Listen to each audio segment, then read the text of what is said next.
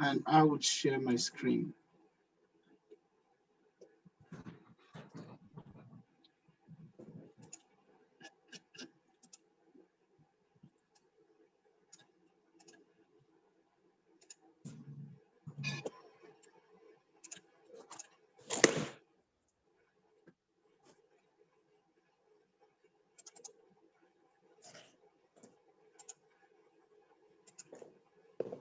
Okay, Chinyere, the floor is yours.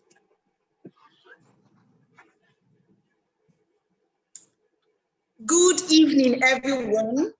So,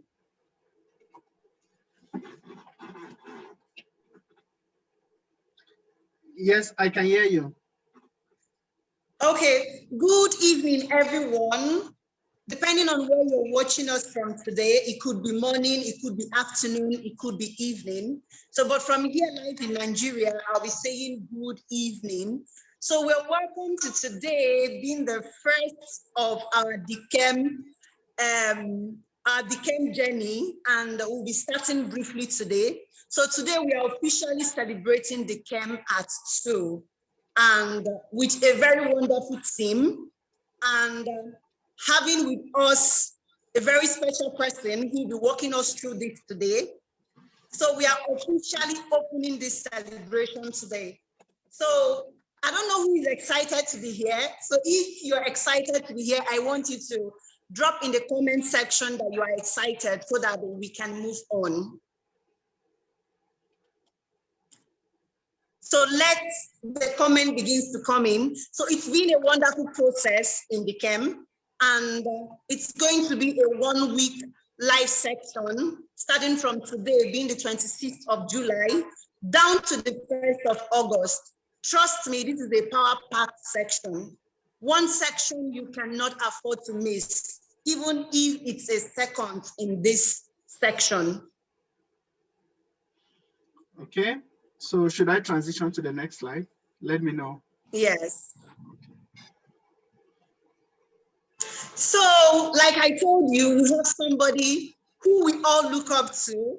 He is no other than our very own double doctor. Don't worry, his info is going to wow so many of us. So he is going to be the first person to be speaking to us today. He is the host and the speaker of Dekemp at 2.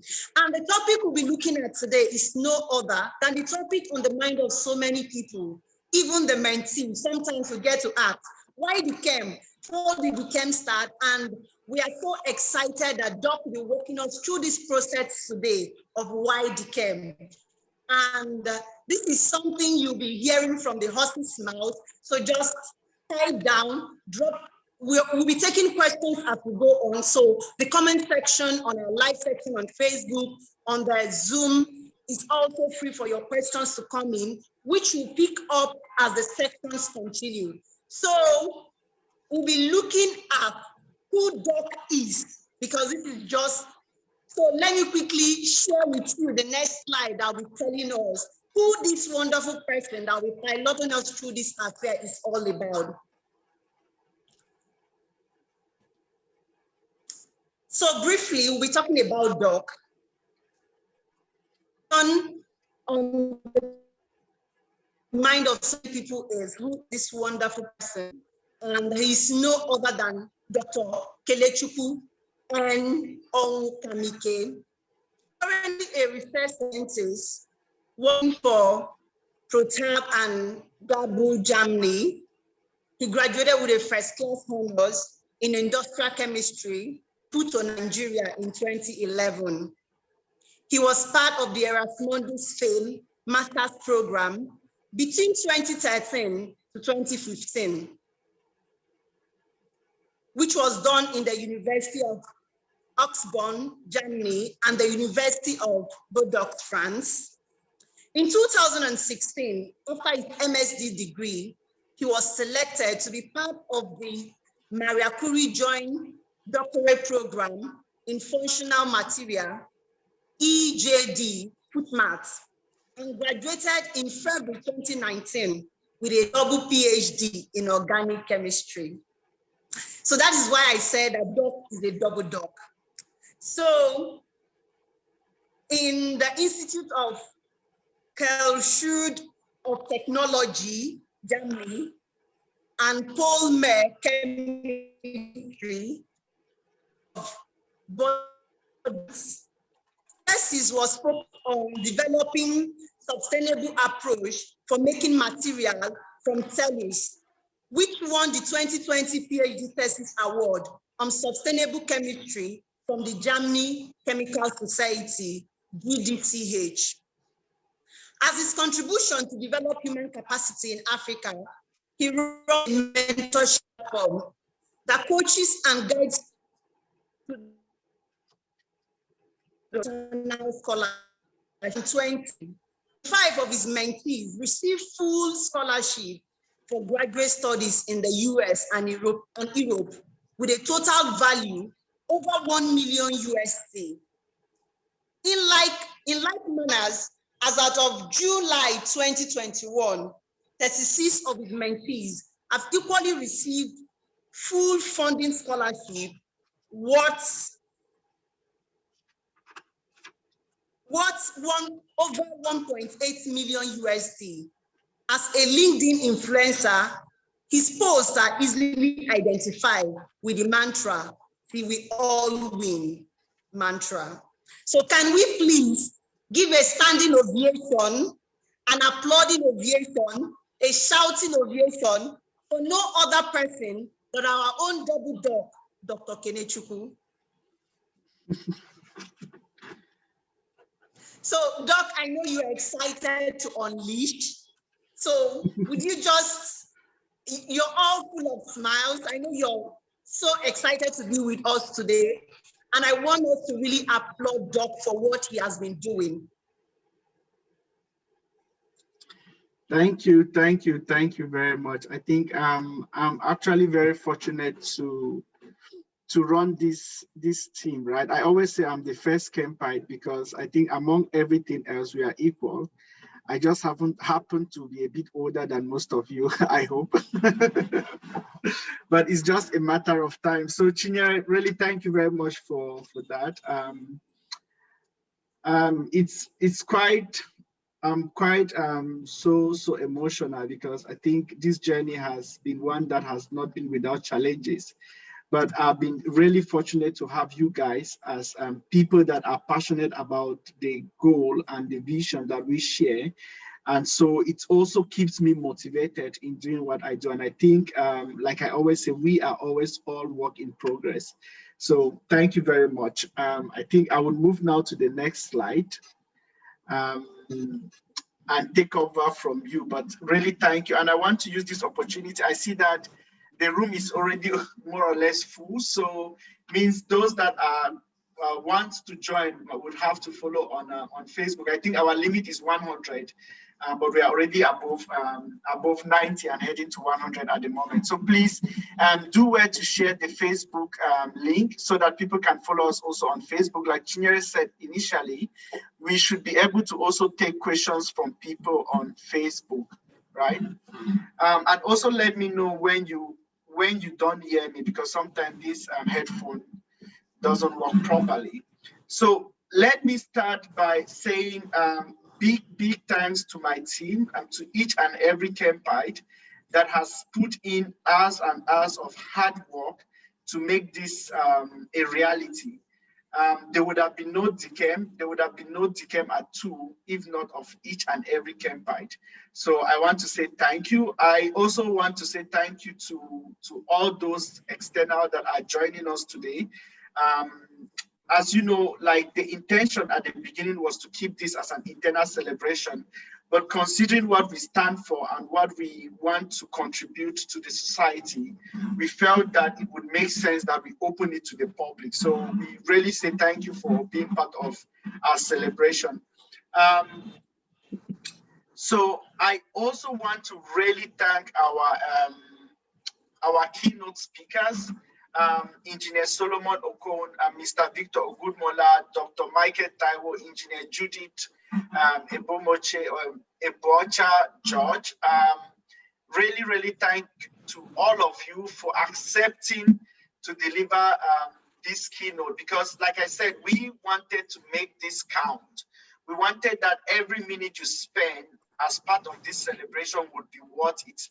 So getting these guys that are so busy to spend this time with us was something that I would not, or is something that I would not take for granted. So I really want to thank them. So before we get to the why Dekemp, I would want to start by unveiling our Dekemp Anthem. And for some people, you might ask, why do we have a Dekemp Anthem? The reason would be more obvious when you listen to it and also try to identify and see the reason why we are passionate about what we do, why we think that we are on the right course to making a difference, one person at a time, and the values and the motivation that we have to keep on this course that we have chosen for ourselves. So I'm going to give now this the right to Michael to go over and share the anthem.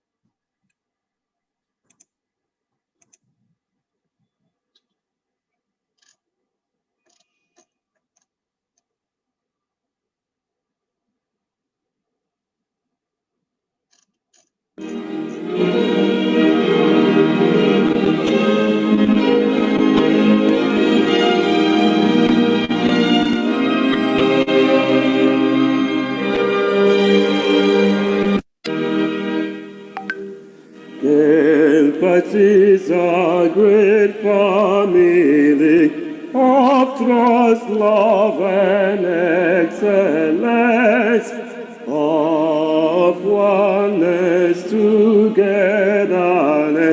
in all that we do. We aim to achieve great success through process, learn, to make our works much more better. Yes, process over results. Advise resourceful people who support each other, knowing that till we all win, we are working progress. Yes, we will achieve great success. That's why men who from this noble group, Lord, please make us all winners.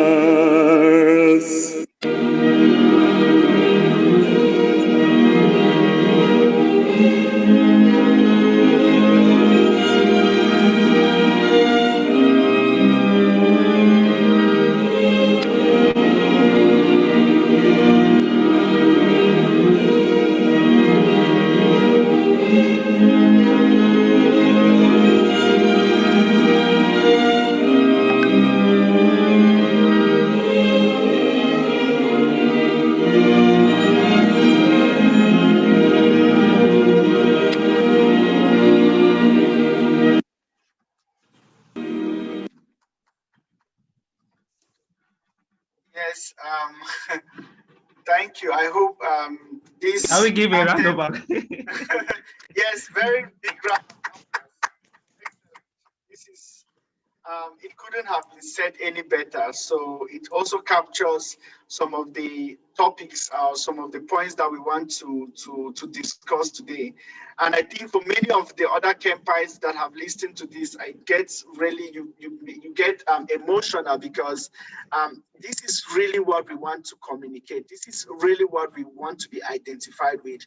This is who we are, and there couldn't have been any better words to express this. And so when I thought about how to visualize this anthem, I thought of many different things, but lucky enough, it got like that we could translate this by putting the faces of the Kempites, so that people would also understand why we are here, that we are here for one and every person. So it's not a group of 100 people that are 100 people together. It's a group of 100 individual people with their life, their history, their past, their future, their present, their challenges, their wins, their struggle. So it's really everybody. And so everyone is important. And that is what we want to communicate through this anthem. So now I'm going to go back to sharing my screen. So I hope you can see my screen. Okay? Yes, we can. Okay. Yes, we can. Very good. So why Dekemp? This session is organized in such a way that I have asked the moderators to give me a bit of time. I promised them 5 minutes to 10 minutes. I will try to keep to that because I know I talk a lot. So please, guys, let me know when to stop talking. Because I could talk about the why the whole evening. Why Dekemp? What is the whole purpose of Dekemp? Why is this something that I want to be identified with? I want to be known for. I want to be remembered for. Why is it so important? The main reason, which is also something that you see in that anthem, came from an experience that I had, and of course we are going to talk about this later during the interactive session. But the main reason of Dekemp is to give hope. It can be explained in any other way, but that is the key action words of the purpose of Dekemp is to give hope. Without hope, there is no reason to fight. There is no reason to think about what else could be possible. When people don't have hope, every other thing is lost. And I got to this point of creating this group. And of course, at the beginning, the intention was not to build it into this way. Like we started maybe with 3 or 4 people, and gradually it has grown into a group that people want to get in, and we can't just accept everyone in, not because we don't want to help everyone, but we don't think we have the right capacity to be able to give each person the right support they need to justify the vision and the mission that we want to be identified with.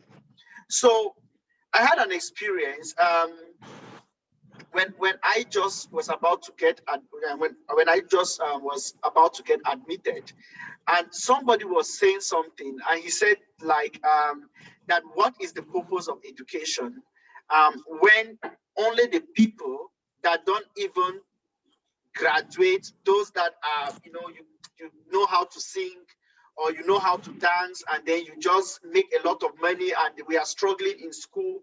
At the end of the day, we don't have anything to show for it. So what is the purpose of education, and why should anybody want to work hard in school to graduate with a good result when the future cannot justify that? So it got me thinking. And I would say that I've really been fortunate, very, very fortunate, to grow up in a family where there are people that are in front of me, my older siblings, that could show me what is possible through the career, through the steps that I'm taking through my academic pathway. And I started thinking that what of those that don't have people? Many of us are the first in our family. Many of us are the first that even went to the university. So who is going to inspire them? Who is going to let them know that this is not, that they are not doing something wrong, that this is a path that could lead them to that future of their dream? So the whole purpose of Dekemp was to establish that community where people can look forward to each other as not only the support system they need, but also as people that inspire them. I might be the first campite, but I'm definitely not going to be the one that inspires the most. My expectation of this group is that people grow to be even much more, achieve much more than I have achieved, right? So at the end of the day, the center of Dekemp is to give hope. I've tried in my own capacity as an individual, but I know it's not possible to give hope to everybody as an individual. So it's not possible. So Dekemp is that community. And when you talk to anyone that is a campite, you also get that feeling of their willingness to support, their willingness to help. By the time you ask any question in the group, before you blink your eyes, somebody is responding. By the time people are traveling from one area to another, they have no place to stay. Just asking, somebody is there to help you. So that community is what we are building, but also extending that community to our society, right? That is also why during this celebration, we have campites that are going out on different outreach event activities to be able to inspire and, motivate those in their various communities. So the center of Dekemp is to give hope to everybody. And the focus is not on how many people. My main focus and the focus of Dekemp is on one person at a time. So it's not on 100 people, but it's on one individual people. There are 100 of them, but they are individual people. And we need to always remember that. So in our treating people, in our engagement with people, we need to be conscious of their individuality and their totality as a person. So this is the principle that is guiding Dekemp, and this is why we felt it. We felt that opening up the celebration to everybody to be part of it, beyond getting scholarship, right? So I always say that scholarship is a means to an end, is not an end of itself. So Dekemp is a mentorship platform, it's not a scholarship platform. So our focus is not to get scholarship and then sit down. We are always work in progress. So getting scholarship enables us to move to the next step, but it doesn't mean we have arrived. So that consciousness of continuous improvement is one of the key deliverables that we want to have as the group. And this is also why we spend a lot of time, trying to build up different soft skills that people would need to be able to advance into different aspects of their career, to grow into the person that they want to be. So hope, with hope, you can face anything. As long as you can see, you can envision, you can paint, you can imagine that future that you have, that future that you can have. Whatever current situation you are facing would not deter you, would not stop you, would not define you. So hope is the main purpose on why Dekemp stands, and hope is going to be the main purpose that we see that Dekemp as a group is going to be sustained. So like I said, I tried to talk for 10 minutes. I hope I've not spoken much more than 10 minutes, but since I know you guys have a couple of questions for me, then I would want to stop at this point and be able to get your questions. But before that, I want to round up with some of the values that we have as Dekemp, right? Of course, you might imagine that if we do not have guiding values, then we do not have orientation, right? I always say that direction over speed.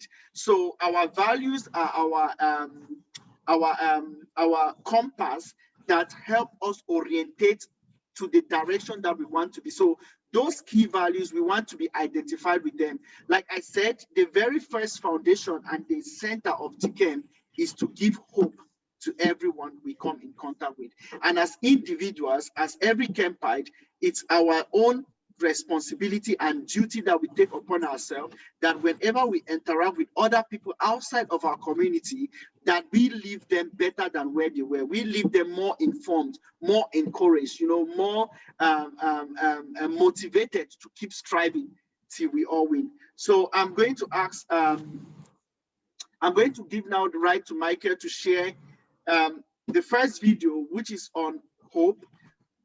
And after that, we are going to also take some time to go through the interactive session, but we would come back to another key value of Dekemp, which is faith, right? Faith, for those that are Christians, is the trusting in God of what is yet to come. So faith is also what we hold very strong in Dekemp.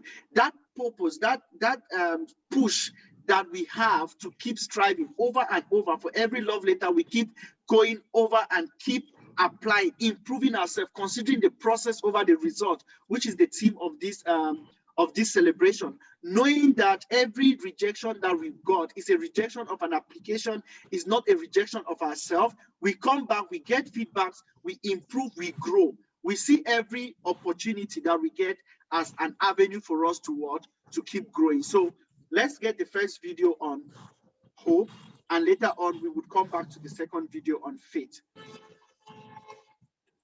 So Michael, please take over.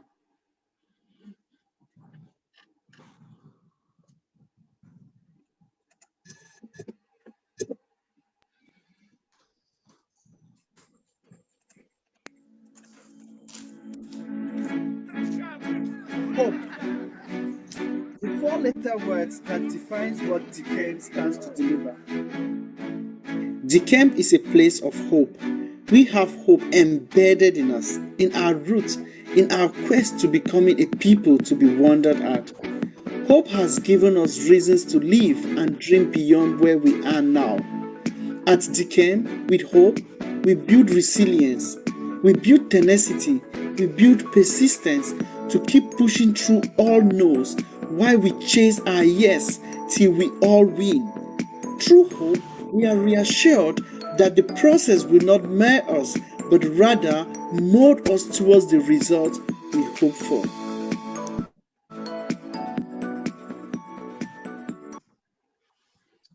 Okay, thank you. I think now we can go to the interactive session.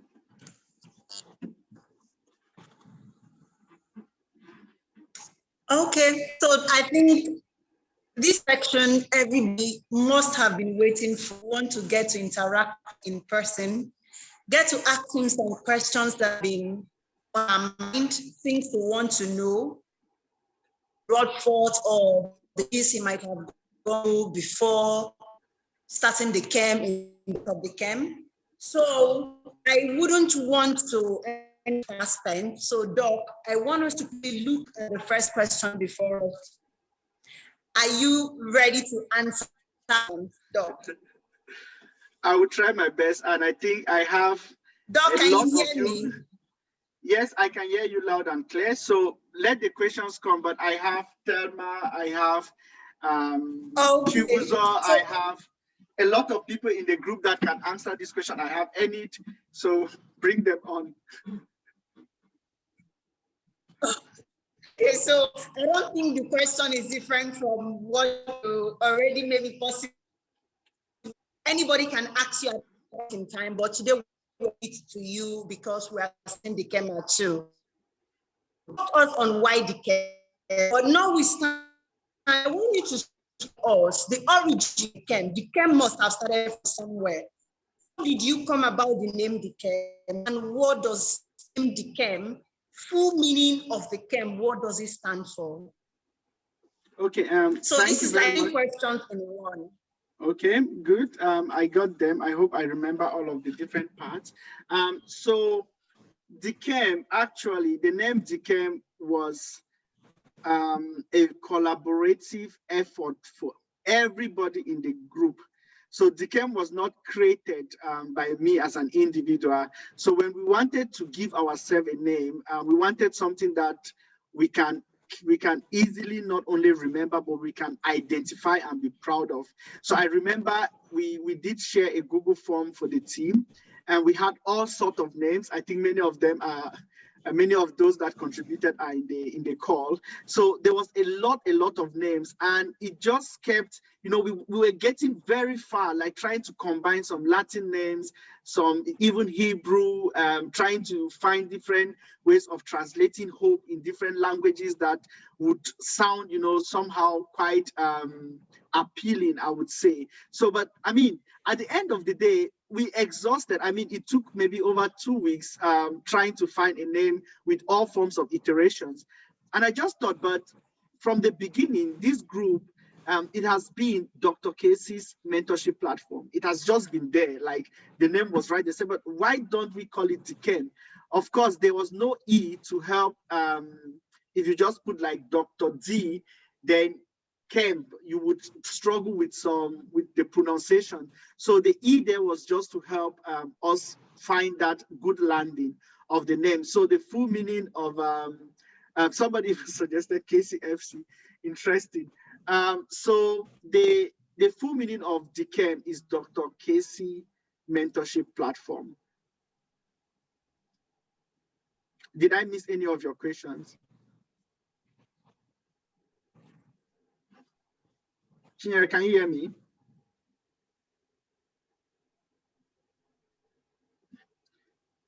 Hello, Chinyere, can you hear me? Yeah, we can hear you. Yeah, we are with you. Yeah, doctor, we can hear you. Okay, I think I lost Chinyere, but I'm not sure if I answered all the questions. Okay, so I think we are both anchoring the section together. So anytime you lose Chinyere, so I will take over. So that is a very wonderful answer. I think you have answered it. So I will go with the next question. What was the motive that led you to bet Dekemp? What did you see? I know you pointed some of the things you saw during the course of your presentation. Yeah, you just briefly explained it. So I want to know what was the motive, what was the motivation that made you to bet Dekemp as a team or as a group? I would say that really at the beginning, when I graduated in 2011, served in 2012. In 2013, I returned to Futo, and I was fortunate among the very first people to get the appointment as a graduate assistant. And one of the most interesting aspect of that job was that I got appointed as what they call a class advisor, right?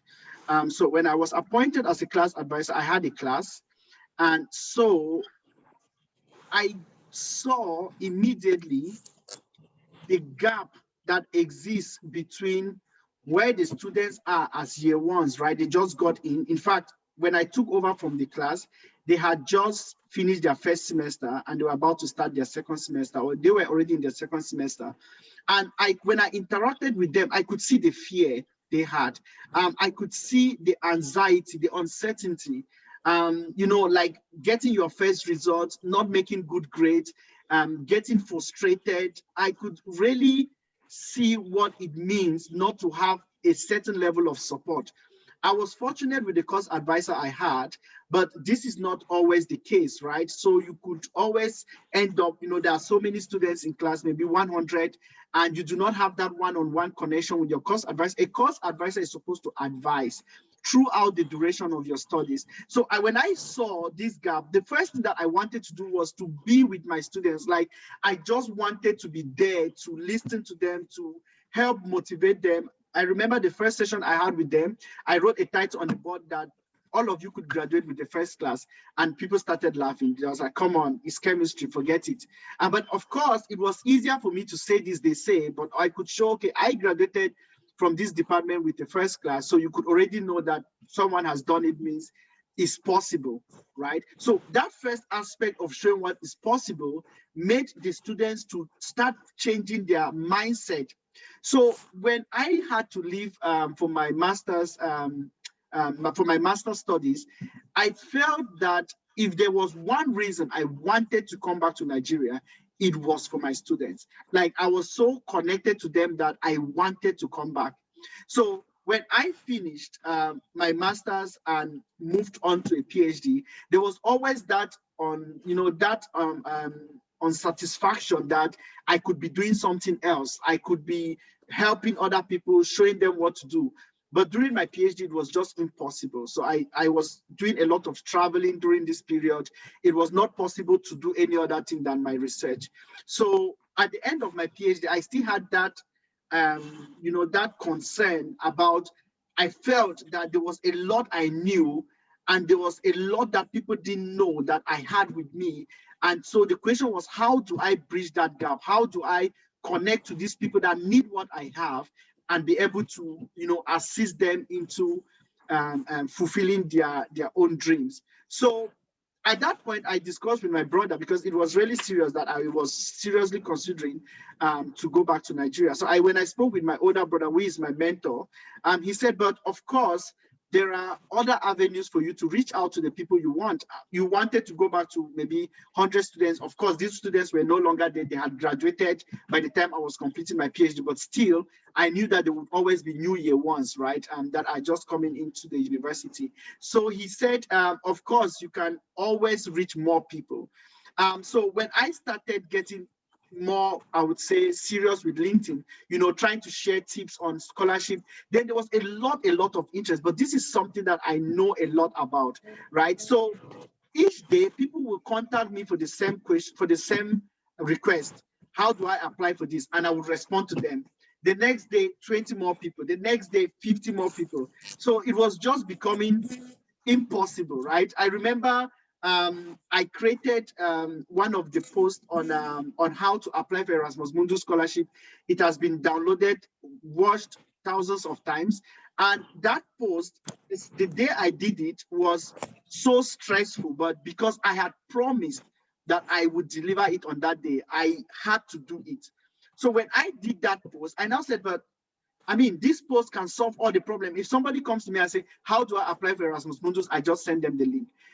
Then the next step of thinking was, okay, why don't I create a group, right? Why don't I get all the people that are asking me all these questions that are serious? I've seen their seriousness in coming back with feedbacks. Why don't I create a group with these people, right? And that is how in June, actually, of 2019, we started, I would say we, because it was not just me, I think me with 3 or 4 other people, we started the group called KC Mentorship Platform, in which I was able to, share those informations in one go, and then organize live session to understand what was their challenges. And gradually this kept growing until, of course, I saw that it would not be possible to keep just exponentially growing, understanding that I don't have the capacity to give each of them the right support. So this is a bit of the foundation, the history, and what was the driving force for the creation of Dekemp. Oh, great, wonderful. Wow. Thank you so much for that wonderful answer. So, Doctor, during the course of the explanation, you said something, and I will want you to just in 30 seconds give answer to the question. Okay, you say you graduated. Okay, you say you graduated with a first class, and the way you were saying it, I know you are someone that, even watching you, I know you are someone that is so much disciplined and dedicated. So many students are still in school. Can you just give us in 30 seconds, what were the activities? What did you channel your energy on that made you graduate with that first class in 30 seconds? Yeah, I would say that focus. Wow. And focus, my focus was not to graduate with first class. Okay. My focus was to know what I need to know and even more. So you pursue excellence, okay, and success would come. So if you pursue success, you might miss excellence. So the focus is not, your focus should not be to graduate with first class. Your focus should be, I need to know, because knowledge is information translated, it's raw data, right? Translated into power, into what I might call a weapon, right? So how do you know what you need to know and know it enough for yourself so that you can apply it? So knowledge is to be informed. So the point is, I didn't actually go there because I wanted to graduate with the first class. I was studying and putting my focus on what I needed to do to be excellent, right? So the first class came out of what I was doing, but I didn't have, like I had on my table, I must graduate with the first class and I start pursuing first class. Of course, people that do this, it might work for them, but the point is, if your focus is just to graduate with first class, you lose every other thing, right? You might graduate with that first class, but it doesn't make you a first class candidate. It doesn't make you a first class material. So we need to be always very conscious of it. I would say that study to grow, right? And then when you do your own part, good and good and good and good, better than best, the success aspect would come in. Wow. You said two important things: study to grow and pursue excellence. Success will come. Thank you for that punchline, Doctor. So let me just quickly go to the next question. You said as the pioneer of Dekemp and looking at it very well, leading a group of people is not an easy task. I will tell you that. Leading, being a leader is not easy. So I want to know, what were the challenges you undergo? I believe during the course of this year, Dekemp is 2 years today. So during the course of the journey, what were the challenges and how were you able to overcome these challenges that you faced?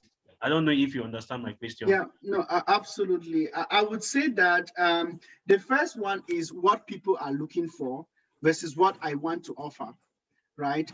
I would say that is the first challenge. So many people, when I share, I'm a big fan of celebrating small wins. So when I celebrate mentees that got scholarship, then I get so many requests, and I always ask why I want to get a scholarship. Why?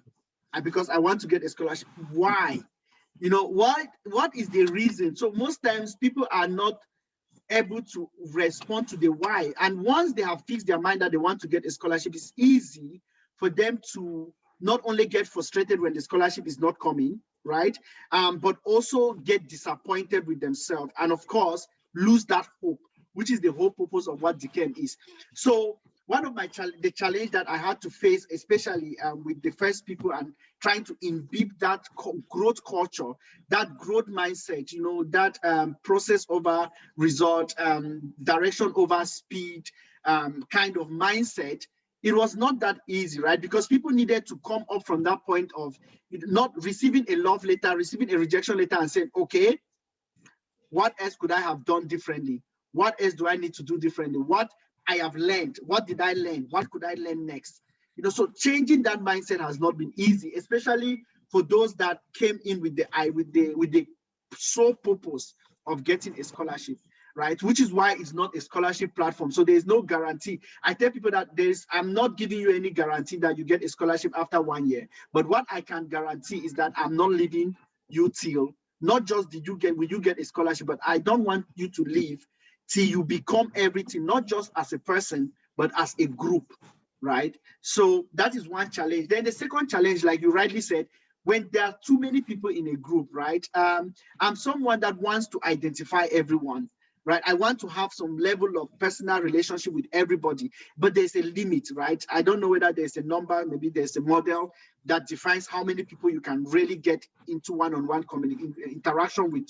But that has been a challenge, which is why I am very conservative on the numbers. If I wanted to open Dekemp that everybody that wants to join should be there, we should be more than 1,000, right? But how will these 1,000 people fit in, and how will each of them be able to get the right purpose for which they're in the group? So for those reasons, it has been difficult to add more people, right? That's why there's a cap number at 250 at the moment.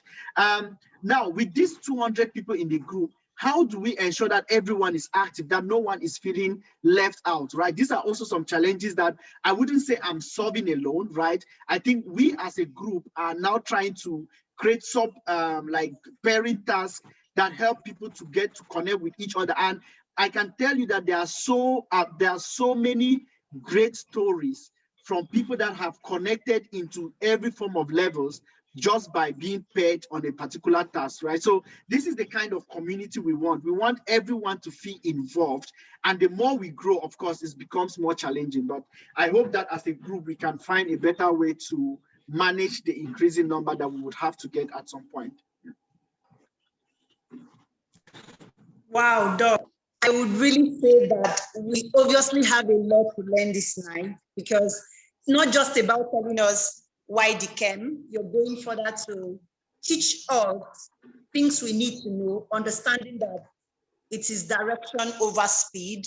Now, so many of us we know about your brand. People get to ask sometimes, what is why do you always say till we all win? We are always work in progress. So can you tell us briefly about this mantra, this thing that everyone in the camp identifies with? Because I myself, after every post I make on my LinkedIn page, I always say till we all win, we are all work in progress. And this has been a culture that each and every one of us have imbibed. So can you tell us where this originated from and why you love this word so much? I would say they come up from two different experiences. Till we all win aspect. We are work in progress, so they came up from two different experiences. Now let me take the one that came earlier, right, which is the till we all win. When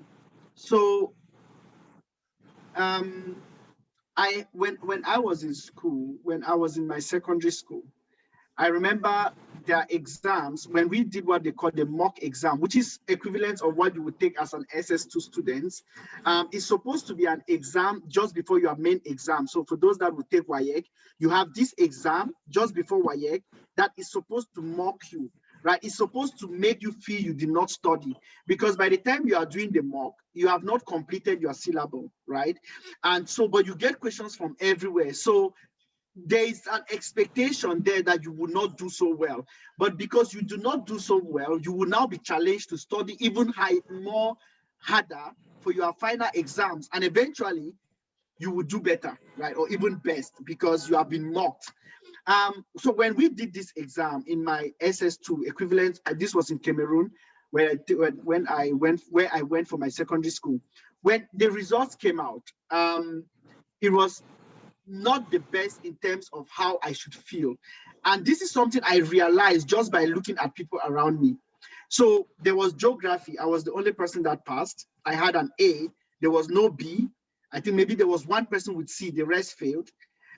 In biology, I had above 90. There was no B. There was just one or two people with a C. Then in geography, it was the same. But now, how could I celebrate when every other person around me cannot celebrate? Is it a fault of mine? Perhaps no. But I am in that environment together. And this made me to really start thinking about others, right? Because to be sincere, you cannot survive as an individual, right? You need people to cheer you up. You need to cheer others. You need to, to move together. You cannot be a forest as a tree, right? So I started and I did quite a lot to, organize classes, try to support, because I knew that I don't want to be the only one that passed the GC exam. It would be so sad. I wouldn't be able to celebrate with my friends. So what is the point? How will I say I'm the only one that graduated, right? And so when I went to my high school, it continued, right? It was the same with biology. And so I just knew that there is no way I would feel comfortable in the midst of others that have not also achieved their goal. So I put it to myself, and even there in high school, I created a group, a study group with people that had almost very low confidence in themselves that they would pass the exam. And I can tell you, in our group, we were 3 guys and 2 ladies. 5 of us smashed our exams. 5 of us celebrated. We had among the best results in the school. So yes, I was the best from the school, but 4 of my friends also got very good results, right? And out of that group, 2 people from that same group are already medical doctors today. They already have their PhDs today. So you could see that by, building, supporting people. And I remember one of them will always write me and say, Casey, without you, I would have not been having, get the right coaching and confidence and push to get the kind of results I got and push myself up to a PhD. So some of this, taking out yourself and, using those gifts that God has given you to help other people achieve their own goal, I think that's the highest form of fulfillment. And so that is the aspect of till we all win, right? Then we are always work in progress. That aspect came again during my high school. So I was taking further mathematics, and I had one of my most phenomenal teacher that I ever came across. We call him Lord Bunyan, right? I still remember his name is etched in my brain. Like this guy, he was so smart that we didn't think there was any question he could not solve. Like our impression was, if you bring him any question on further mathematics, solve, prove, show, he would do it. So one day he gave us an assignment, and when we came back with that assignment, We said, we didn't know what to do. We cannot solve it. Then he looked at the ceiling. I said, can we look up? We say, yes. He said, what is there? He said, ceiling. So can we look on top of his head? We say, yes. He said, what do we say? We say, we see his head. He said, is his head touching the ceiling? We say, no. He said, because nobody's head has touched the ceiling. So we are always work in progress, including him. So that kind of triggered in me that if this person with this level of knowledge is still a work in progress, how then can I feel that because I got an A grade in a subject that he's teaching, feel that I have arrived? So that aspect, that is how I became very conscious. And that's why when I went to the university, I wasn't interested to graduate with first class. I wasn't interested in competition. I just knew that I wanted to be my best, my own best, because my best is my best. It doesn't have to be relative. It is mine. And the question I need to always ask myself is, am I doing everything within my own ability? Am I networking enough? Am I collaborating with other people to learn what they know, to keep being my own best? How can I become the better version of myself every day? And that, even up to today, I still, of course, I always come to many of you to learn, because the aspect of growth cannot be something that you feel you have arrived. And that is the consciousness, and that is the mindset that I always want to see in my mentees. Wow, Doc. I would say like I said earlier, this is a power-packed section, and I myself am obviously taking something home. Like, my best is my best. I don't need to in any way feel my best is not enough, and we don't have to feel our best is not enough because we are putting in our best every day. So before we go to the next question, please, our questions can start coming in on the chat box, so that time is also fast spent, because we are 1 hour into this section. So I would allow my fellow moderator to present the next questions to you. So please, if you do have questions, please start dropping it in the chat box so that we start presenting it to Doc as we continue. Yes, and just before Michael comes, maybe we can take the faith video, right? As I said earlier, faith is one of the values that we have as Skempites, and something that we want to also, like, exude from ourselves to the world around us. So maybe, Michael, if you can share the faith video, that would be good.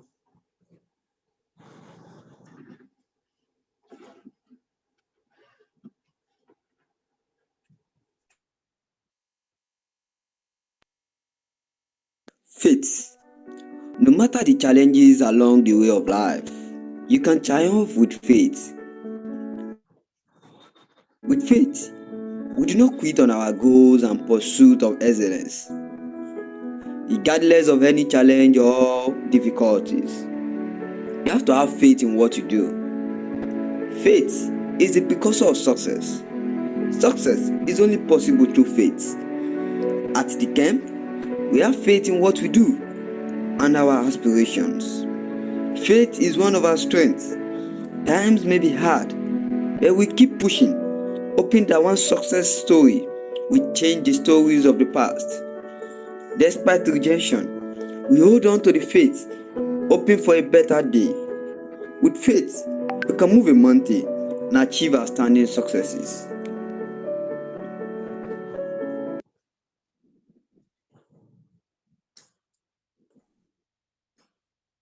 Okay, thank you very much. I think I'm ready for your next question.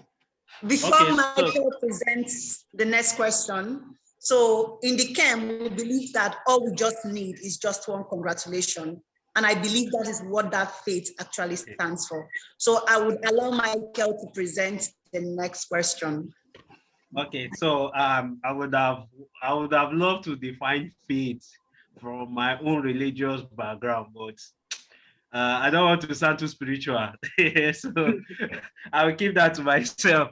So okay, so after this question, I'll be asking the first question on Facebook. There is a question that is hanging, and I would love you to answer that question. Okay, so after this question, I will ask that one immediately. So, Doctor, thank you so much for those wonderful answers you have given. Okay, so my next question now is, looking at Dekemp, I believe, like you said, we are all work in progress, right? So Yes. we cannot attain that height. We will just continue to grow and grow and grow and grow. They say there is the only space, the only room where there is larger space is the space for improvement, right? If I'm correct. So you Yes, you are. continue to improve. Yeah. So my next question is now, what Dekemp is 2 years now. So what do we see? Where do we see Dekemp in the future? We know the future is a microseconds away. I don't want to say 10, 15, but where do we see Dekemp in the future? I would say that, like you rightly said, right? There is no capping, there is no ceiling. There is what is known as ceiling price, right? Which is normally kind of a government price mechanism where they force everyone to sell at a maximum price, right? You cannot say above that. So it's called ceiling, ceiling price. But for us, I would say that since we are always work in progress, right? Till we all win. That till we all win aspect extends beyond time, right? Because of course, what does winning mean?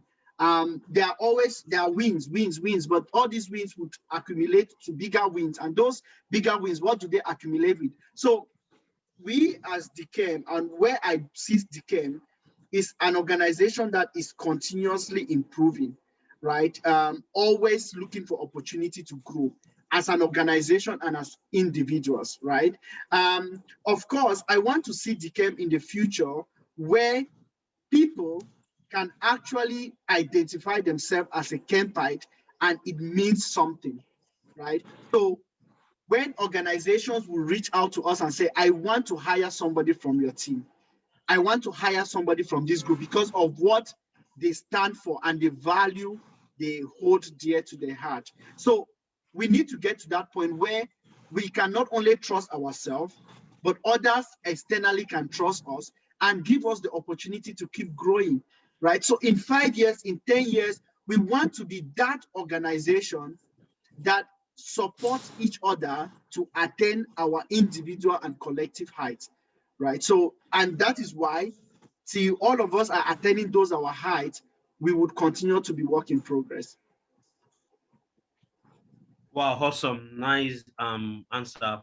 So I will ask you the first question on Facebook. Please, if you are on Facebook or you are on this platform Zoom, you can hear us and you have questions. Please drop your questions. We'll start attending to questions on the comment section. Okay, so is it Chukwuka Obi is asking a question. He said, I'm someone in academia and I have lots of challenges. Can you hear me? Yes, I can hear you. Okay, I have lots of challenges in my field of research to the point where I have totally lost confidence in my knowledge and skills. I've tried to regain this on many occasions, but always hit a brick wall. How do I get back on my feet again? I would say that I would have, if he's still on the call, I would want him to put a bit of context and background to his question. So is it research in the sense that you are a lecturer or you're a PhD student, candidate, or are you a master's student? So what is the context or the area, the bit of background on the question. But outside of that, I could already say that when it comes to research, right? Currently, I am taking a graduate program. I'm teaching, giving out a graduate lecture for PhD students in photo, and it's around rethinking research. So, rethinking research design, meaning like how do we move away from just doing research for the purpose of graduating to how do we design our research because it is out to solve a problem and not just solving any problem because it's out to solve a problem for which there is a market in the problem. So those two things must connect. And most of the lectures I've given so far has been focused on understanding the market, understanding problem definition, problem translation, consumer understanding, and how do you now take this information and translate them into designing your research, because your research is supposed to be target research that is out to solve a particular problem. Because the only way we can move to innovation, and I would come back why I'm giving this example. The only way we can get to innovation is when the research we are doing in the lab is not just linked to a problem that exists for which we feel there's a problem, but it's linked to a problem that has a market. Means is a problem that people are willing to pay the price for, which would make that solution viable, for which that research would be able to pay itself, right, to be sustainable. So coming back to your question, I would say that understanding the purpose of what you do is very important. Most times we are doing research because it is what it is, just we have been given a topic, we have to do it to get a degree. If your intention is to get a degree, then it doesn't matter what kind of research you do, right? You could as well go to the direction that allows you not to do an actual research. But if you want to find purpose, right, because it is the purpose for your research that would keep you motivated through all the expected challenges, hurdles that come with research.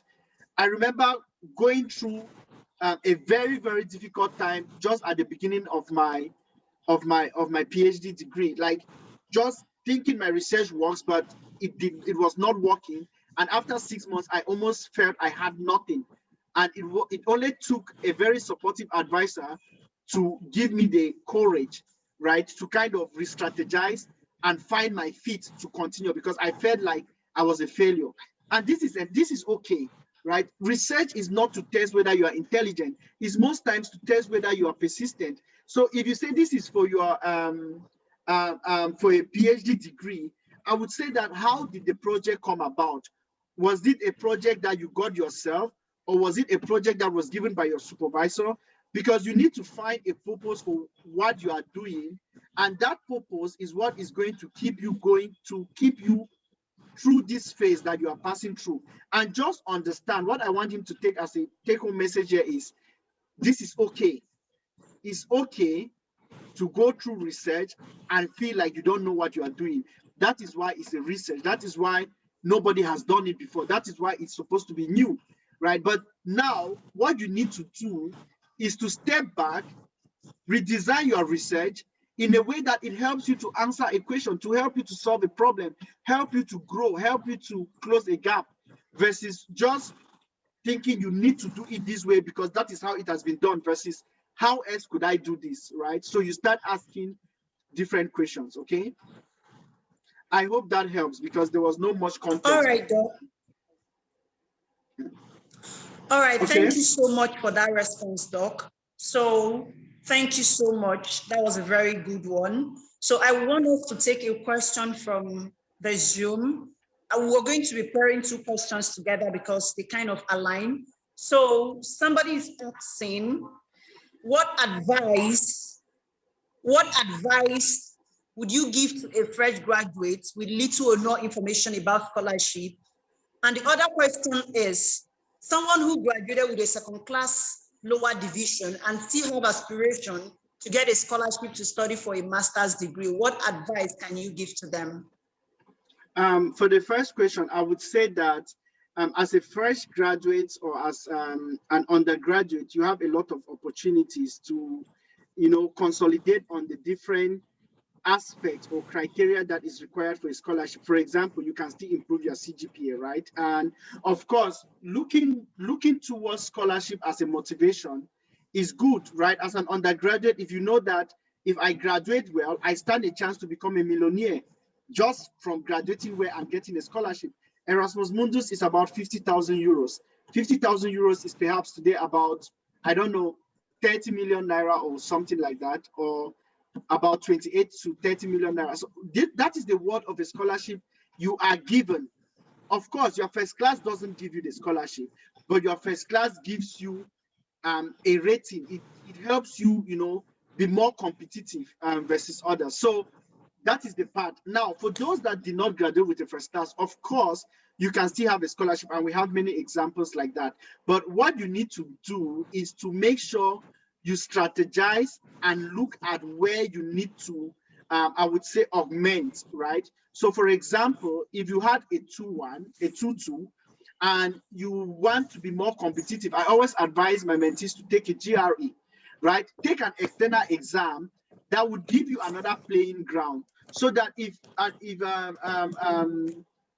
do you call it? If the selection committee is looking at your application, they can see that you could do more. Like, of course, this is a general exam that is written by everybody. You are going to be rated with everybody that took the exam in that particular session, in that particular, I would say that particular frame, that particular time. So when you compete and you get good results or good scores, it increases your chances, right? You could also focus on improving your research experience if you want to go to something that is related to research.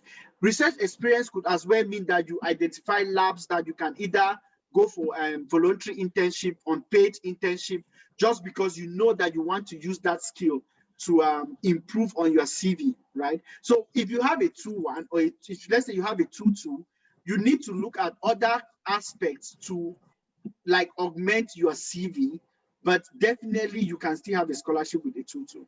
That's for sure. And we have many examples like that. Okay, Doc, thank you so much for that response. So while we wait for more questions, we still have some questions. Okay, maybe we take this before we proceed to our other question. Now, somebody else is asking on Zoom. My question is, how can somebody with vast years of industrial experience blend it into a research scholarship offer, doing too well? The academic CV is needed for such scholarship. I stand to be corrected on that CV part though, but said so based on things I've read. Of course. So I think industrial experience is also relevant. So when you are constructing your CV, I always talk about non-generic CVs, right? Most times we have generic CVs. We have a CV that we use for every application that comes our way. We just change maybe the date and the title. But when you have an experience, right, the question is always, how does your experience connect to what that particular program is looking for? You might have an industrial experience. Yes, it's the whole industrial experience, but your experience is broken down into different actions or different activities or responsibilities. For example, you might be working in an industry, right? But in that industry, you are working in the quality lab, quality control. And in quality control, you are doing maybe PS checking, you are doing microbial assay or microbial analysis.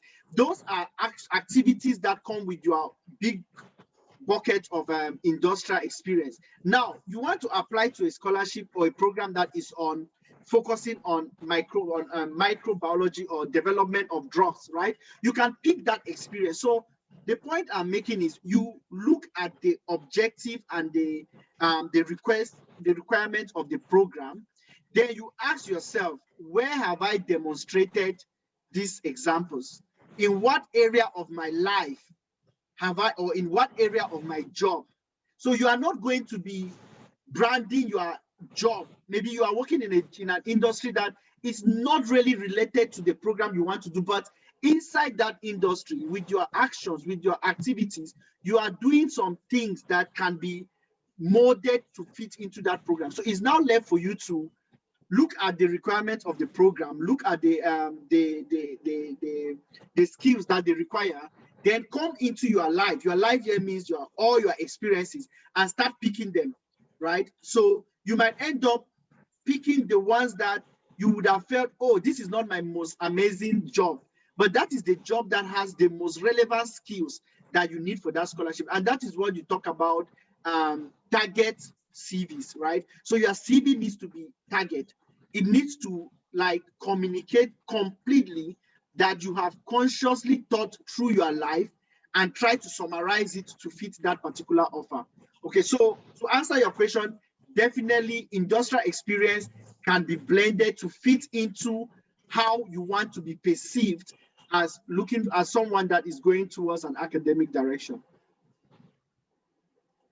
Wow. Thank you so much, Doc, once again for helping us dissect this question. we are really, really honored to have you and walking us over through this, that so many of us are really eager to get this scholarship.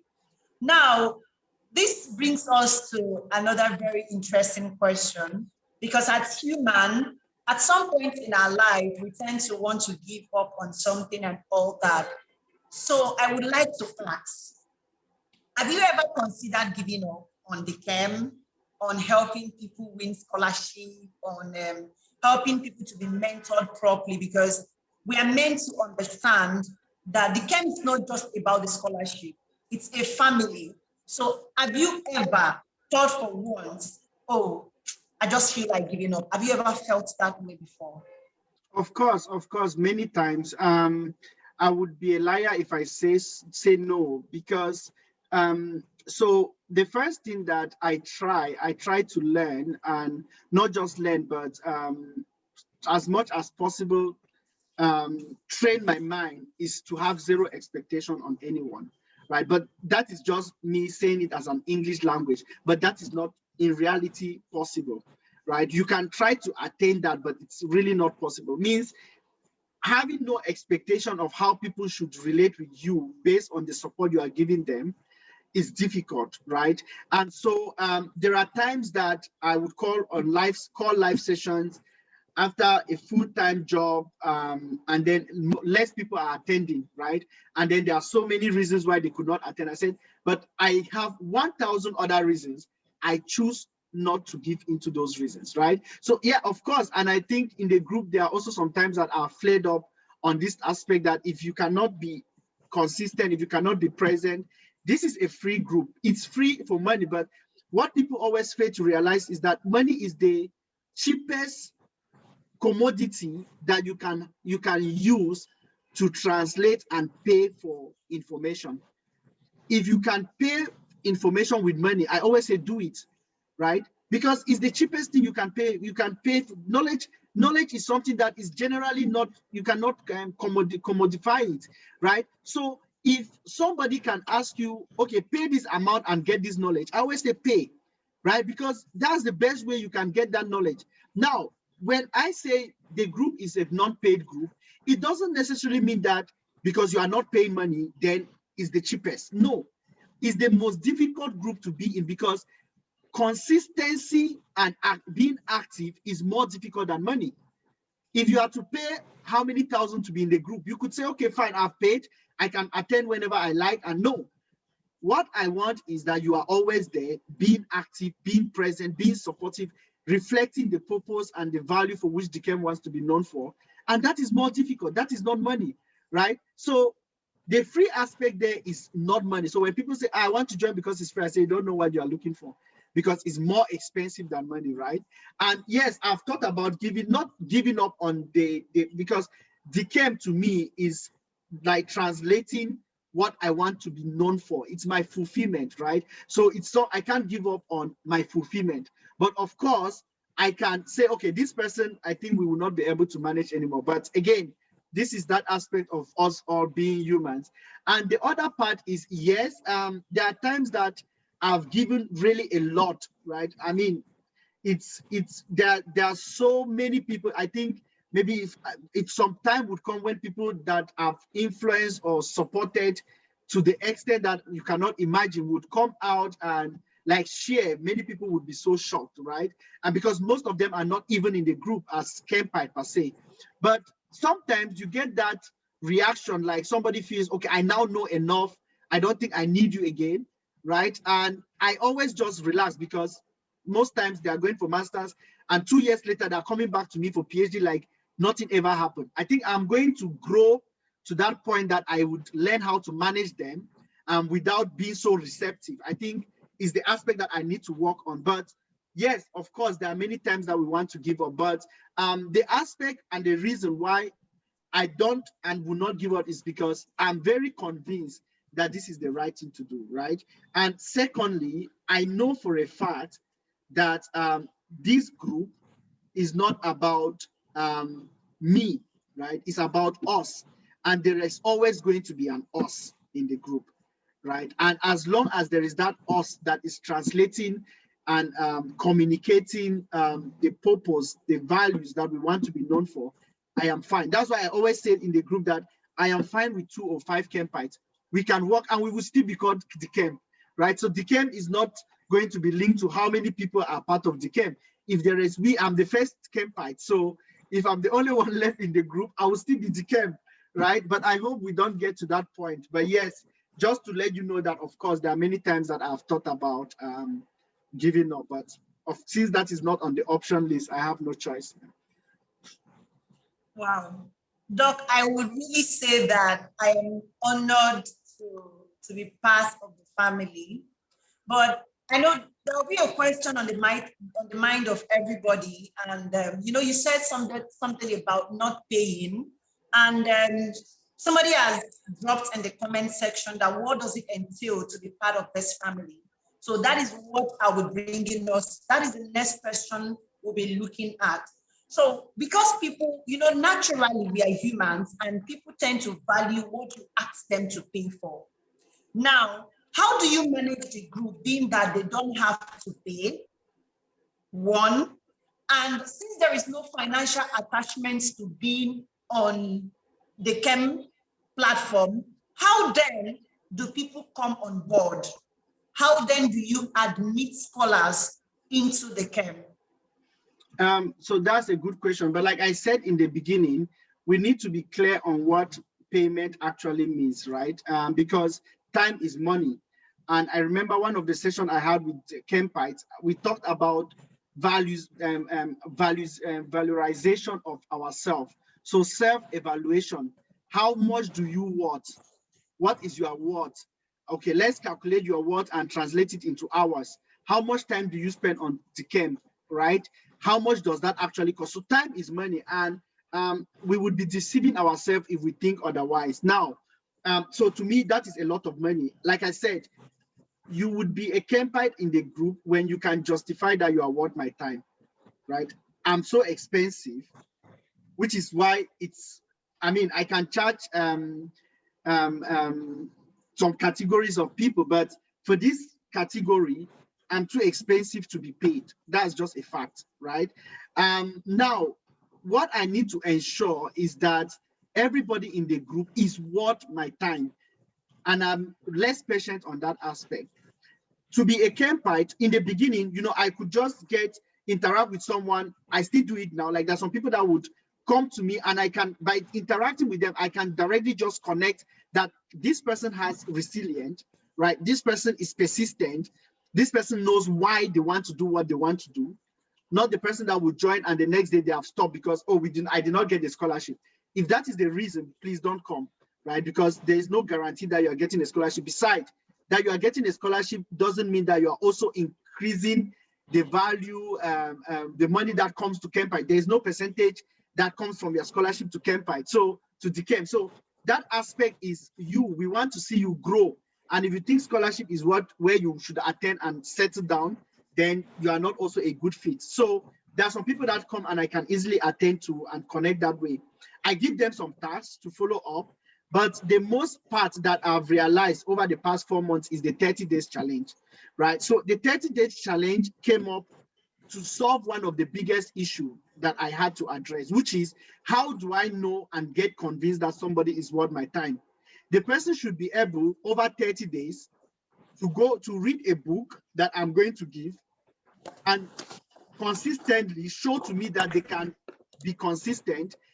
The books are not, the challenge is not easy. That's why it's a challenge, right? So when you go through this challenge, I'm completely convinced that, of course, this person has gone through this challenge. They have justified that they really want this, because the books is not about getting a scholarship. It's more on, training your mind on how you can look at things.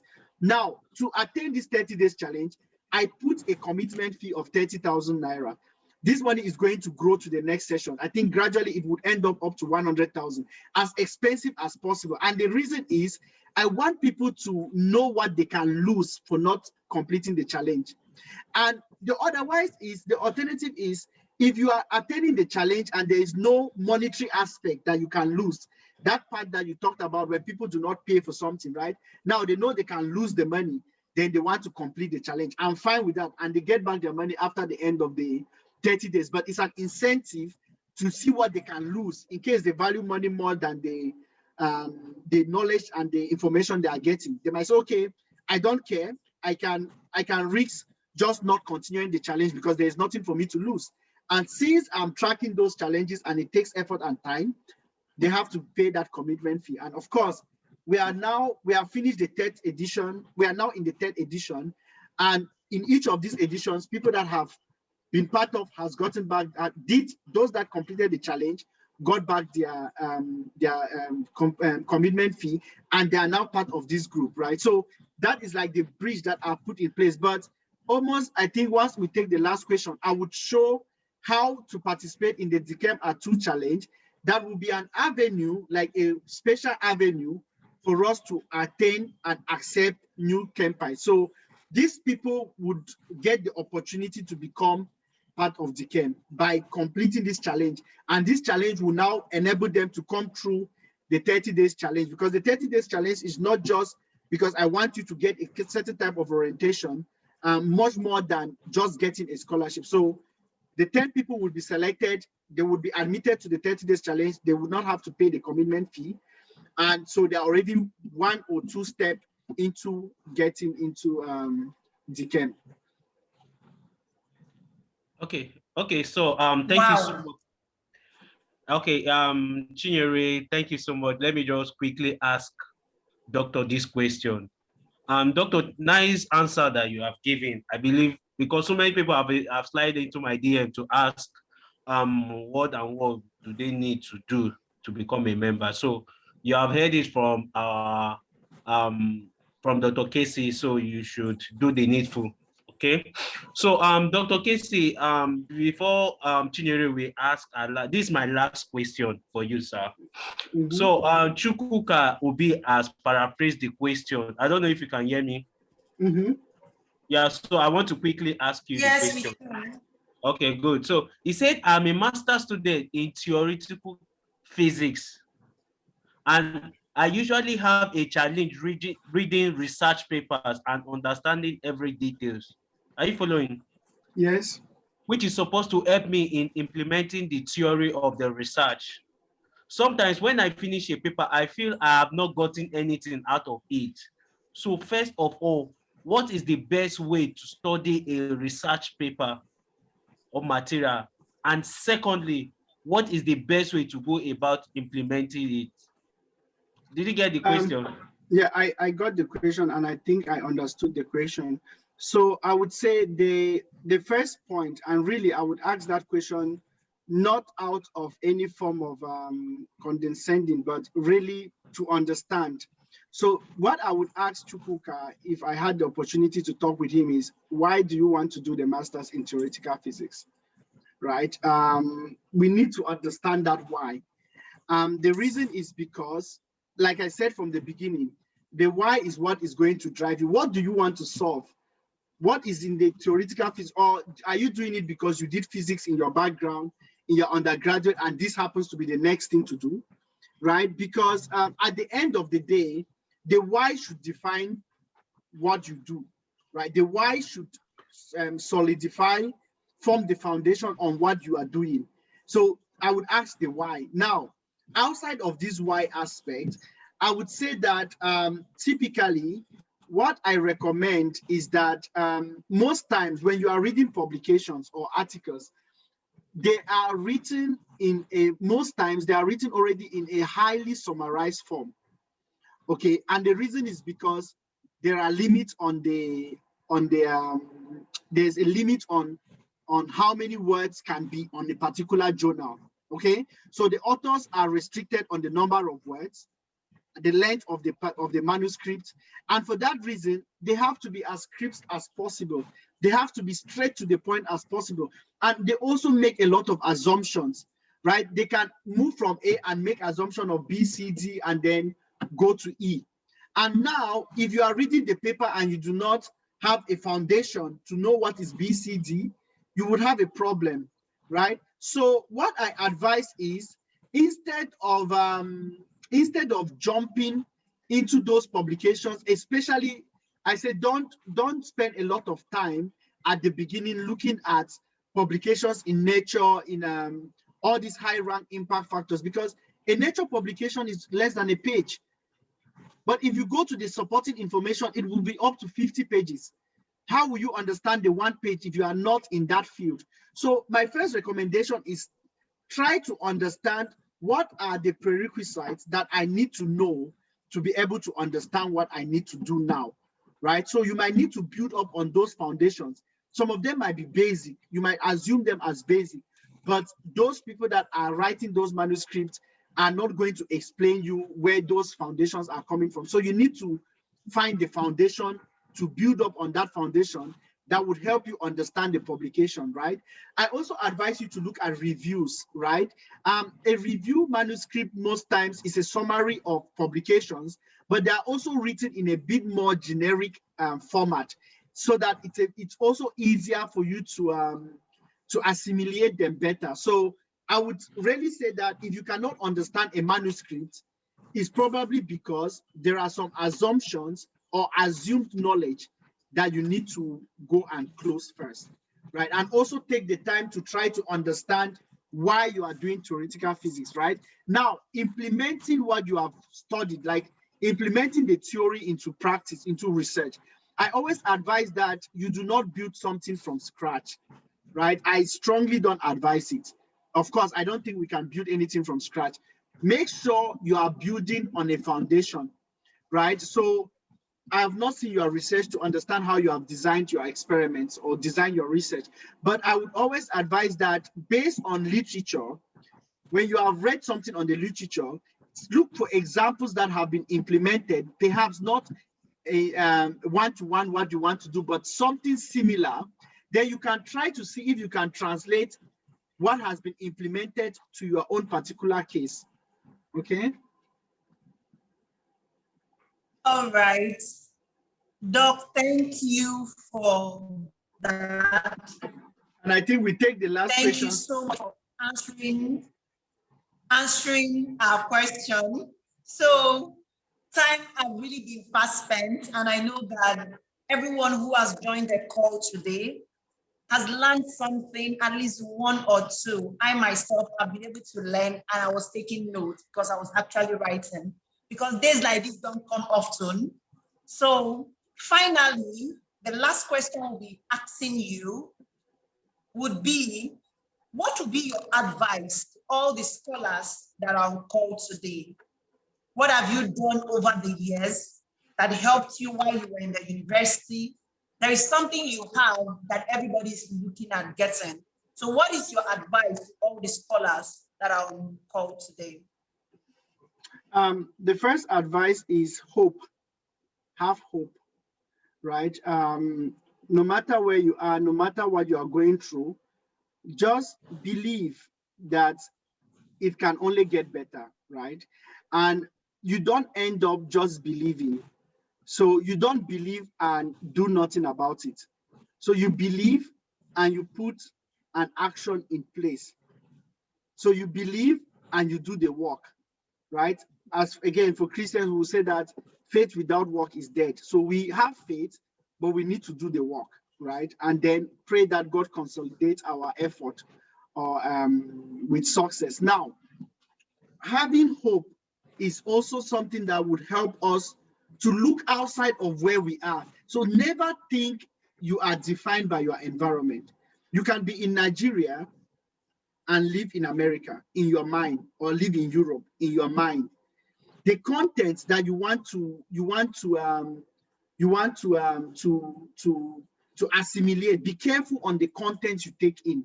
Very, very important. There is a lot of negativity in the world today. There's a lot of show-offs, right? There's a lot of social media gallivanting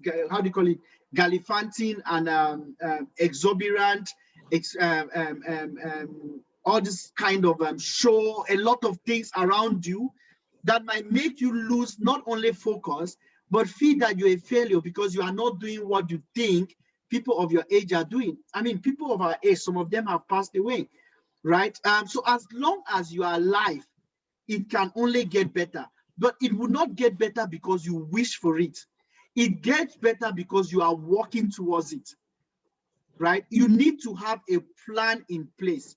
How do you put a plan in place? I always say shadow someone, right? Take the time and say, who is the person that I would like to be like, not be. I'm not saying be the person, but be like, right? Because the best you can be is the best of yourself. You cannot be the best of me. You cannot be the best of someone else. You can only be the best of yourself. So, but you can shadow somebody. You can look at somebody's life and say, based on my interest in the future, I want to be like, do what Mr. A is doing. Then look at Mr. A's life. Does this Mr. A has a profile online? What is he always posting on? Follow this person, right? Get close to the person's content. Learn what the person is doing. Look at the journey the person has gone through. What kind of certifications did this person get, right? Then get those certifications. Try to connect with these people, right? So spend the time doing something that counts. So sit back, get a sheet of paper, ask yourself, where do I want to be, right? What do I want to become? Write it down, then ask yourself, what do I need to do to become it? Oh, I don't know. Go online and search. How do I become a programmer? I can guarantee you, if you put in the effort over 6 months on any direction you choose, you would be shocked at what you have become. You become knowledgeable. You know so much. We have this time, right? The question is, what are we using the time for, right? What are we using our 24 hours for after sleeping? So even if you do not have a job, don't sit back and say, I don't have a job. I don't have data. I don't have this. Like, sometimes we can actually step out from our comfort zone, do menial jobs that you can do. Somebody might look at you and say, how can this graduate be doing this? But you know that you are not just doing it to end there. You are not doing this daily job to get this small money because this is where you see your future. You are getting that money to be able to buy your data. You are getting that money to be able to get a good phone that can help you to be online, right? To upskill, to improve. So if you want to spend any money, spend it on growing, on yourself, because yourself is your biggest value, right? So wherever you are, your background cannot be your definition. Look beyond your background, get a sheet of paper, put a plan, and then start working towards that plan. So that after 1 year, you will not look back and say, what have I achieved? Rather, you would say, see what I have been able to do. And don't put the plans and make it look like I would get a scholarship this year. That's not a plan, right? Because you cannot guarantee to get a scholarship. Getting a scholarship is not a plan, right? You say you are working towards getting a scholarship. You are working, right? But depending on whether the scholarship comes, you have been working. And what happens when you work? You grow. What happens when you grow? You become more valuable. You know more about yourself. You know more of your potential, right? So spend the time that you have to keep upskilling. Like, don't spend any day not knowing what you should learn. If you stay online for 2 hours on YouTube, there are a lot of videos that you can watch on any type of subject that you are interested in. So define where you want to go, then take note of the things you can be doing and be intentional about it, right? So that's what I mean by, you might not have the job of your dream, but there might be a teaching job that is paying so badly, but you know that by doing this job, you have money at least to buy data. I'm just trying to show you how bad it can get, but you know for sure that this is not going to be the same. So you need to be intentional about your future, right? Outside of a scholarship or with a scholarship, but you need to be intentional about what you want to be. Wow. So how I don't want this section to end, like I want Doc to continue to teach, to continue to impact, but I know that this section has to, whatever that has a beginning. We are almost 2 hours. Definitely. It's supposed to be 1 hour. Yeah, but yeah. Yeah, so this section is supposed to be 1 hour, but Doc has taken an hour plus, which I think he deserves it. Like, left for me, I would want Doc to continue to talk, but we all have to go. Now, this is to also inform us that this is just like the opening of the book. We have from today being 26 down to the 1st of August to dissect this process and where the journey of Dekemp started. So if you're joining us for the first time today, sit, relax, and still come back tomorrow, same time, 7 p.m., to continue with this wonderful process over results, which will be continuing tomorrow by this time. So, Doc, I want to sincerely say thank you on behalf of all the mentees, on behalf of everyone who is watching us from all over the world today. I want to say thank you for your time. Thank you for starting Dekemp, because without Dekemp, there will be no me and there will be a lot of mentees that you have today. And I want to also tell us something about Doc. Doc will not just walk you through the process of scholarship and leave you. He would walk you through every process of life if you want to be truly mentored with Doc. So Doc has told you the process to come on board if you want to take this rare privilege. Please try your best and qualify and come on board. He has given 10 special people the opportunity to be part of the camp by coming through the 30 days challenge. So search through our Facebook channel and other of our handles. You will see the follow-up steps of how to participate and win this challenge. So on behalf of everyone, I hope we got value tonight.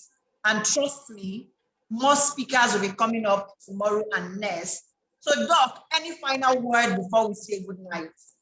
Yes, so thank you for being such an amazing moderators. Also, big thanks to Michael. You guys aced it like I knew. I would share my screen now just to walk people, especially about the Dekemp @2 challenge, right? So let us let me share my screen.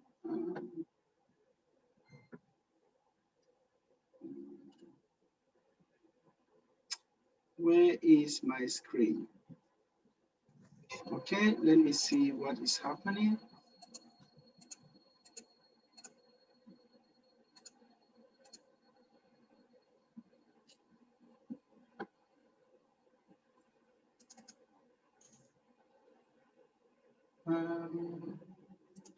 There's a problem. Just give me a second. Let me just take care of this. I should be able to share this.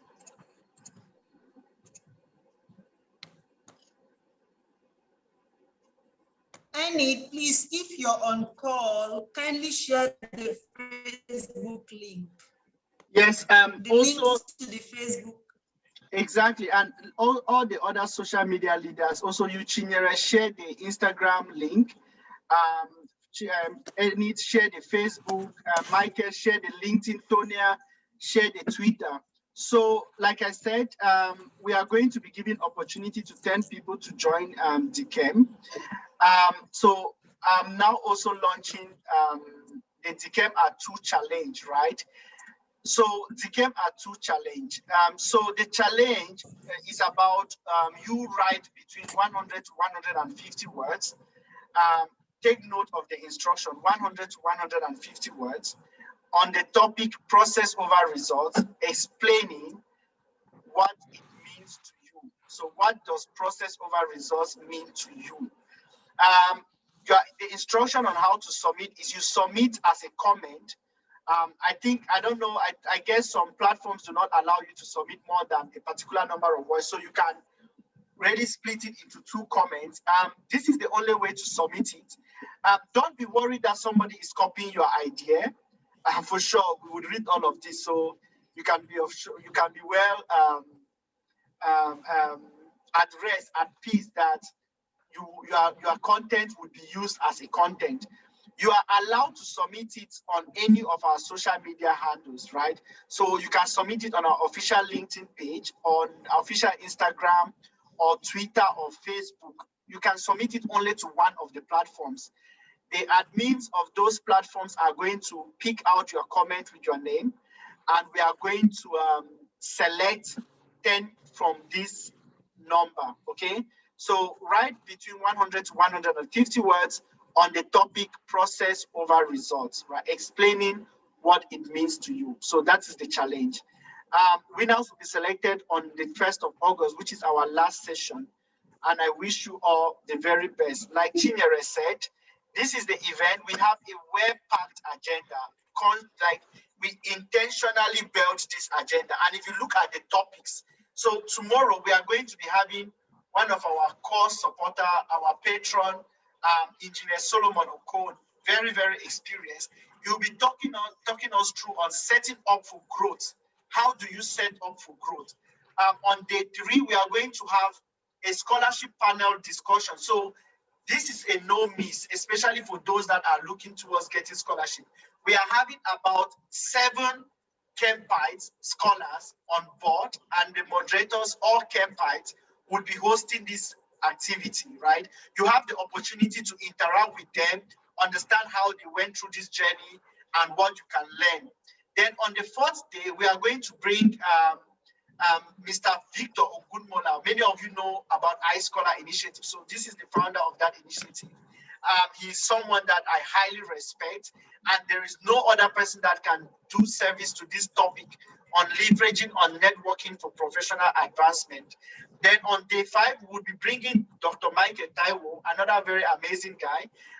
You know him for Mike Taiwo scholarship. We have some Kempites that have benefited from this scholarship. And he's going to be talking on how to develop sustainable processes. Remember, we say process over results, right? That is step 1. But how do you sustain a process? How do you ensure that you did not get a scholarship and then during the scholarship journey, you completely lose the right focus and concentration? Or how do you ensure that going through the process of growing, you do not give up because of what challenges that you are going to face? Then on the 6th day, we are going to get Judith, Engineer Judith, very experienced lady. She's going to talk to us on strategies to consolidate on past successes for future pursuits. So most times we have succeeded in the past, but that might not necessarily guarantee that we succeed in the future. So how do we ensure, what do we need to make sure that we take with us from our past as we go through the journey to our future, right? How do we consolidate on what we have won in the past to build up success for the future? And the grand finale will be on the 1st of August. And during this time, we are going to announce the winner of the Dekemp Anthem challenge. Okay, so thank you all for your attention.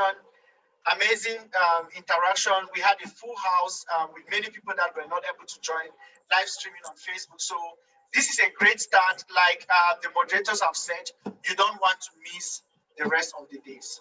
Okay. Thank you, Doc. Okay, so thank you very much. I hope I'm excused to leave.